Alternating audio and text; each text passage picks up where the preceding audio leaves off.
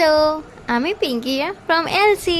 তো অনেকদিন ধরেই ভাবছিলাম আমি কিছু একটা বানাবো, আর ছাদে গিয়ে দেখি যে অনেকগুলো টাইম ফুল ফুটেছে, আর আমাদের যে জবা ফুল গাছেও জবা ফুল রয়েছে। তো সাধারণত আমাদের বাড়ি জবা ফুল থাকে না, কারণ সব ফুল আমার মা পুজোর জন্য ইউজ করে।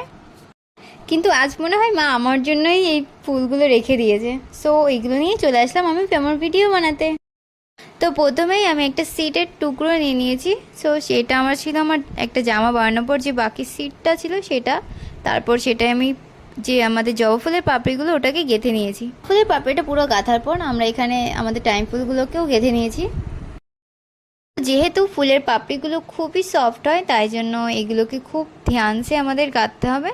তো গাঁথার পর আমি ভেবেছিলাম যে মাঝ বরাবর দেবো না, কিন্তু দেখি ওখানে ফাঁকা রয়েছে, তাই জন্য ওই মাঝেও একটা ফুল দিয়ে অন্যরকমই ফিলিংস আছে যখন অন্যদের ভালো লাগার আগে নিজের জিনিসটা ভালো লাগে। সো প্লিজ তোমরা সাবস্ক্রাইব করে দিও।